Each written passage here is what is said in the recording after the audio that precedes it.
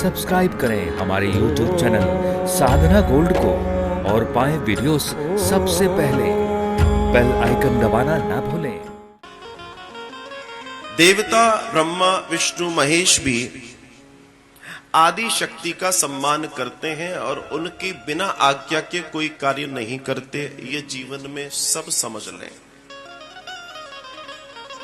नारायण जब महामाया का ध्यान करते हैं, जब नारायण योग निद्रा में चले जाते हैं, योग निद्रा, ये योग निद्रा कौन है? ये योग माया। योग माया कहां से आती है? आदि शक्ति से। आदि शक्ति की चिंचरी है, दासी है योग माया। ये क्या करती है? ये नारायण को नींद देने का काम करती है। जब नारायण ध्यान में चले जाते हैं, जब नारायण नींद में चले जाते हैं, तो नारायण की जो नींद है, दरअसल वो नींद नहीं, वो समाधि कहलाती है। और उस समय वो किसका ध्यान करते हैं? महामाया का। वो महामाया जिसकी शक्ति से सब कुछ संचालित है। और वो महामाया जब नारायण के चिंतन में आती है, जब नारायण के चिंतन में आती है, तो जब वो सात्विक होती है तो विष्णु बन जाती है। जब वो राजसी होती है तब वो ब्रह्मा को जाती है। और जब वो तामसी होती है तो वो रुद्र को जाती है। और इन तीनों को शक्तियां मिलती हैं और ये अपनी अपनी शक्तियों से ये सारी सृष्टि, जो ब्रह्मांड इन्हें मिलता है, उस ब्रह्मांड को चलाने का कार्य करते हैं। सीधी भाषा में आपकी और मेरी भाषा में कह दूं, अगर संचालन करने वाला, देखरेख करने वाला, अब आप इसको सीईओ भी कह सकते हैं और मैनेजर भी कह सकते हैं। मां की आज्ञा पाकर ब्रह्मांड को मैनेज करने का काम इन तीन लोगों को मिलता है। अब प्रत्येक ब्रह्मांड के लिए, सिर्फ हमारे ब्रह्मांड के लिए नहीं, प्रत्येक ब्रह्मांड के लिए ये कृपा मिलती है। ये एक दिन की बात नहीं है। जितने ब्रह्मांड हैं उसके ब्रह्मा विष्णु महेश अलग अलग है, एक ही नहीं है। इसका प्रमाण श्रीमद् भागवत में बड़े अच्छे से देखने को मिलता है। जब ब्रह्मा जी ने भगवान श्री कृष्ण के लीला स्वरूप को देखा और उनको लगा कि नहीं, ये नारायण नहीं हो सकते। नारायण ऐसे थोड़ी झूठा मीठा खा लेंगे किसी का भी। मधुमंगल के पेट पर उतर रहा, वो पी रहा है मठा, और उसके पेट ऐसे उतर रहा है, मठा उसके मुंह से टपक रहा है। अब भगवान ने उसके पेट पर जीभ लगा दी। बोला ये ब्रह्म नहीं हो सकता। तो नहीं हो सकता तो क्या किया जाए? तो ब्रह्मा जी ने सारे गोप जितने गैयाओं को चराने आते थे और गैयाओं को, उनके बछड़ों को, सबको उठा के ब्रह्मलोक पहुंचा दिया। अब सब ब्रह्मलोक पहुंच गए। तो जब सब ब्रह्मलोक पहुंच गए तो यहां तो कन्हैया को पता पड़ा। बोला अगर लोग पूछेंगे कन्हैया हमारे घर के बच्चे बछड़े सब लोग कहां गए, तो बड़ी गड़बड़ हो जाएगी। भगवान श्री कृष्ण ने जितनी गैया गायब थी उन सबके रूप धारण किए। और भगवान श्री कृष्ण ने जितने गोप गायब थे उन सबके रूप धारण करके बताते हैं महाराज 1 वर्ष तक ये लीला की। और 1 वर्ष तक की इस लीला में किसी को पता नहीं पड़ पाया कि उनके यहां ये गैया नहीं है, ये कन्हैया है। और हालत ये थी कि दूध को दोहने की जरूरत नहीं थी। समय आता था और झरझर दूध बहता था। ये आनंद हो गया था। जब ब्रह्मा जी को इस बात का पता लगा कि मुझसे बड़ी गलती हो गई है, तो ब्रह्मा जी के पास श्री कृष्ण पहुंचे। ब्रह्मा जी दौड़े दौड़े आए ब्रह्मलोक में और उन्होंने बताया कि हाँ जी। तो बोला मुझसे गलती हो गई, मुझे क्षमा कर दीजिए। मैं आज बहुत बहुत आपसे क्षमा प्रार्थी हूं, आपसे मैं क्या कहूं।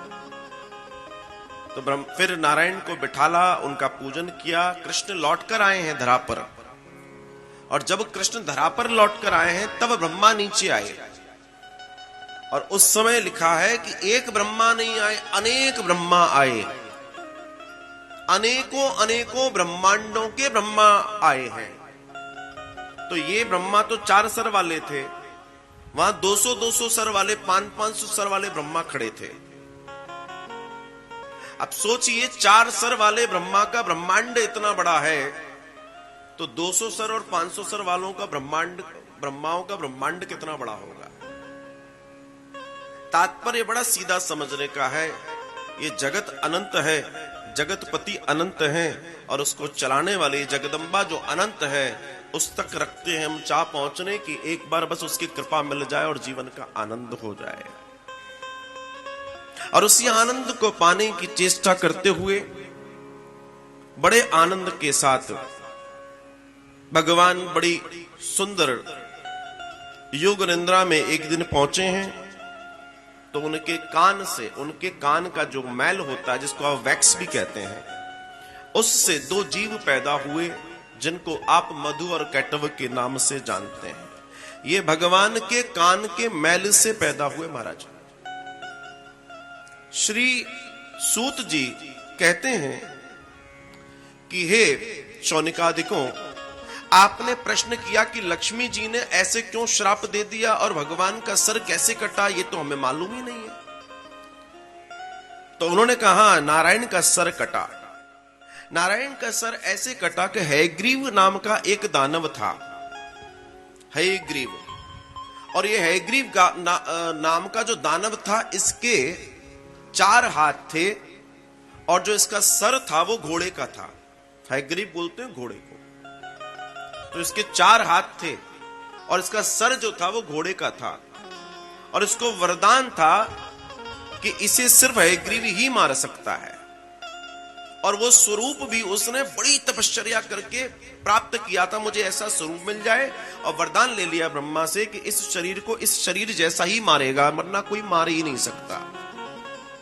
अब तो महाराज जब ये बड़ी गड़बड़ हो गई तो अब नारायण तक बात पहुंची, उसका आकार तो बड़ा बढ़ गया। नारायण ने कहा कि ठीक है मैं जाता हूं।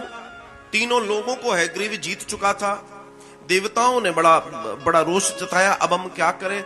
दौड़े भागे बेचारे आखिरकार नारायण के पास पहुंचे। नारायण ने कहा बताओ क्या करना, बोला आप युद्ध करो, हटाओ इसको, मारो इसको।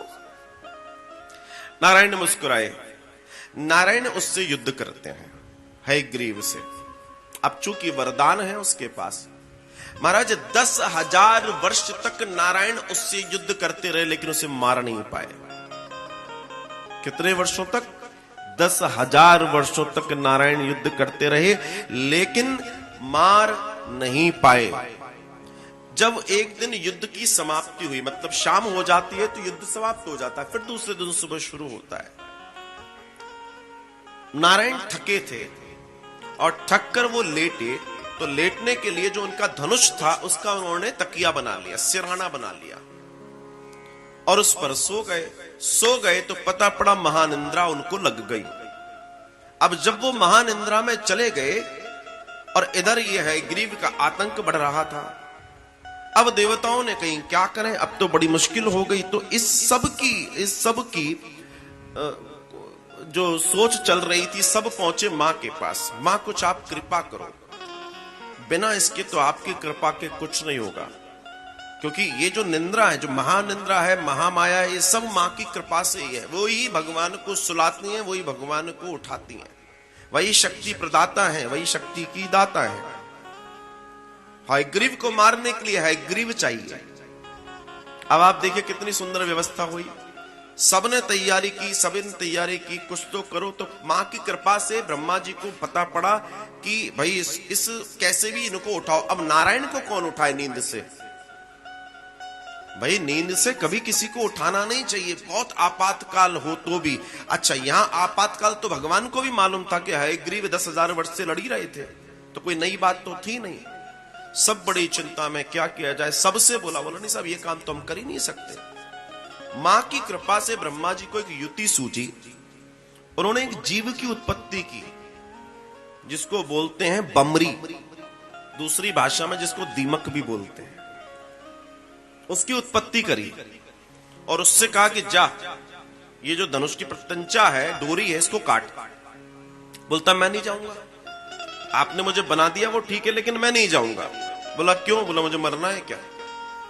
बोला नहीं, तुझे उत्पत्ति ही तुझे इसलिए की गई है कि तुझे कार्य करना पड़ेगा। बोला ठीक है कर दूंगा, दोगे क्या बदले में? मैं काम तो कर दूंगा पर बदले में मुझे भी तो कुछ चाहिए। ब्रह्मा जी ने बोला तुझे क्या चाहिए? बोला मुझे यज्ञ की समिधा का वो भाग चाहिए जब लोग स्वाहा करते हैं और बाहर छूट जाता है। जब आप यज्ञ करते हैं, यज्ञ करते में आप समिधा को जैसे ही स्वाहा करते हैं तो जो वेदी के बाहर छूट जाता है, मुझे वो भाग चाहिए। उन्होंने कहा ठीक है, दिया। अब आप देखिए, अपने आप में देवता हो गया वो। इसलिए आपने देखा होगा जब ब्राह्मण देवता यज्ञ कराते हैं या कुछ करते हैं तो साफ साफ पहले ही कहते हैं ये उठाकर मत डाल देना इसके अंदर। कुछ लोग जल्दबाजी में कर हो जाता है, तो बाहर वाला नहीं। दूसरी चीज, देवताओं को आहुति जा रही है, वो शुचिता और शुद्धता से जानी चाहिए। अगर वो नीचे गिर पड़ी तो वो काम की वैसे ही नहीं है। असल में वो भाग इस बमरी कीट का है। और जैसे ही ब्रह्मा जी ने कहा कि ठीक है, तो जो वो भाग दिया, बमरी ने धीमे धीमे अपना काम शुरू किया। नारायण की गर्दन के नीचे वो डोरी जा रही है और उस पर झूलते हुए नारायण की गर्दन बड़े आराम से नींद ले रही है। नारायण ने कितना सुंदर तकिया बनाया कि वो जो धनुष देखा होगा आपने, उसकी जो डोरी होती है, तो ऐसे सर रख लिया तो उस पे बढ़िया आराम से उसने धीमे धीमे धीमे धीमे जैसे ही वो कटने की बारी आई, वो टूटी। और चूंकि नारायण का धनुष, उसकी इतनी तेज टूटने की ध्वनि हुई कि उससे नारायण की गर्दन त्रिलोकी में ढूंढने से वो गर्दन नहीं मिली। हाहाकार मच गया, अगर इनको कुछ हो गया तो फिर सृष्टि कैसे चलेगी। तब दौड़े दौड़े ब्रह्मा जी आदि देवता शिव सब गए किसके पास? अंतो गत्वा भगवती के पास, मां के पास। मां के पास पहुंचे, मां अपनी समाधि में है और मां बड़े आनंद के साथ मुस्कुराते हुए सुंदर स्वरूप के दर्शन दे रही है। भगवती के सुंदर आनंदमयी स्वरूप को देखते हुए सब पिछले कर्मों को तो भूल गए, आए किस लिए थे? निहार रहे हैं मां के सुंदर स्वरूप को।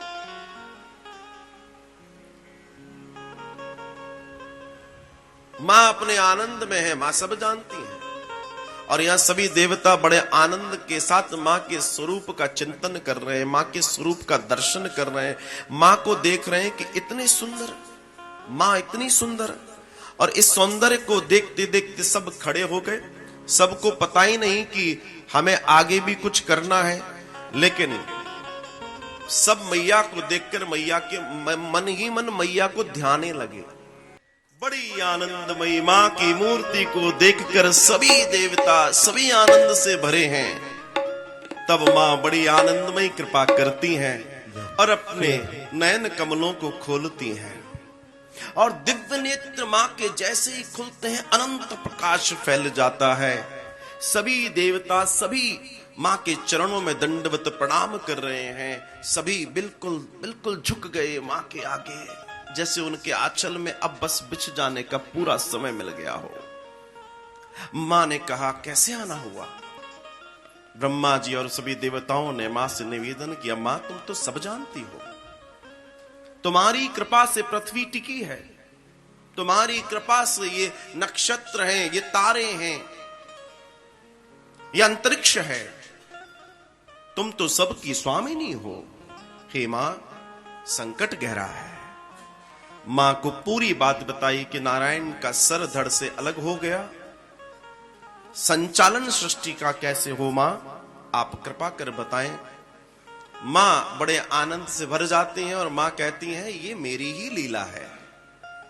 हे ब्रह्मा, तुम्हारे अंदर विचार जो आया, जब सबने मना कर दिया तो मैंने ही तुम्हारे अंदर विचार पैदा किया उस बमरी कीट को पैदा करने का। और वो कीट पैदा हुआ और उस कीट ने मेरी ही शक्ति से, अब देखिए बहुत सीधी सी बात है, देवता जो काम नहीं कर सकते, कोई कीट क्या उस प्रत्यंचा को, उस डोरी को काट सकता है ना? शक्ति कौन देता है? शक्ति प्रदायिनी सिर्फ मां है। तो मां कह रही है कि मेरी ही शक्ति, मेरी दी हुई शक्ति और मेरी कृपा से वैसा हुआ। क्यों हुआ? क्योंकि जिस हयग्रीव को मारने का सामर्थ्य किसी में नहीं है, 10,000 वर्ष तक नारायण ने युद्ध लड़ा लेकिन वो उसे नहीं हराया जा सकता, उसको आशीर्वाद ही ऐसा है, इसलिए मैंने ये लीला की। और उसको सिर्फ नारायण मार सकते हैं, लेकिन हयग्रीव होकर। तो क्या करना पड़ेगा मां? बोला किसी घोड़े का सर लाओ, नारायण को लगाओ, वो भी हयग्रीव हो जाएंगे, वो भी 4 हाथों वाले हैं। अर्थात ये कार्य होगा तो हयग्रीव का नाश हो जाएगा। देखिए ये है लीला मां की।